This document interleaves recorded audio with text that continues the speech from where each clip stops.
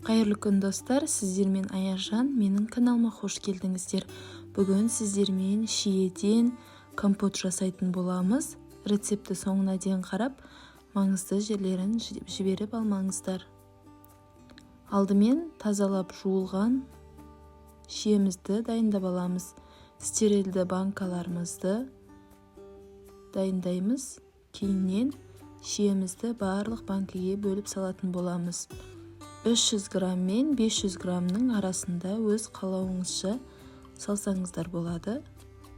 Мен 300 грамм шиеден салдым.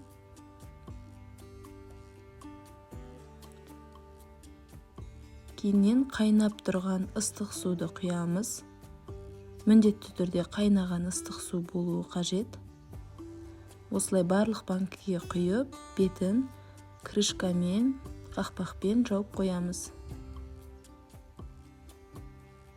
10-15 минутқа қойып қоятын боламыз.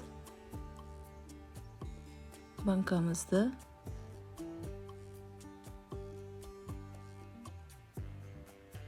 он 15 минут уақыт өткеннен соң осыландай крышкамен суымызды бөлек ыдысқа құйып аламыз. Шиелеріміз түсіп кетпеу керек, осындай крышканы пайдалансаңыздар болады.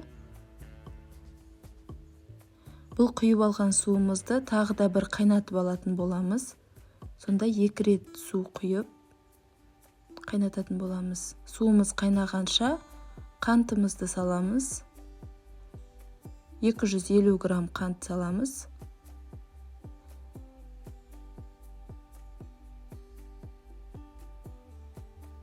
Жаңағы суымыз қайнады. Осылайша барлық банкамызға құямыз. Өзінің суын қайтадан қайнататын болсаңыздар, түсі де қою, қызыл болып шығатын болады. Осылайша барлығына құйып, кейіннен банкамызды бекітетін боламыз. Бұл банкілер менде алдыңғы құйғаннан артылған банкілер, су жетпей қалған еді.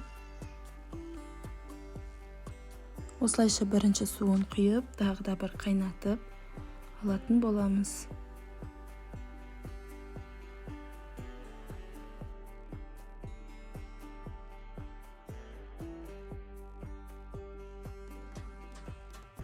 Ендігі кезекте жапқыштың көмегімен осылайша банкілерімізді бекітіп алатын боламыз.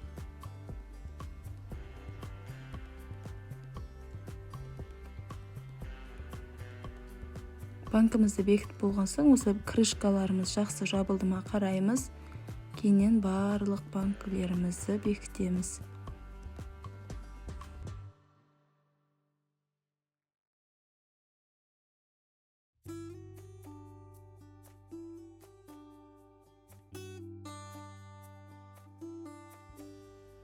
Банкілерімізді бекітіп алдық. Енді төңкеріп, астындағы қанттарын осылай шайқаймыз. Еруі қажет қанттарымыз толықтай. Кейіннен банкілерімізді төңкеріп, барлығын бір-біріне жақын қойып, үстін жылы жауып, бір түнге қалдырамыз.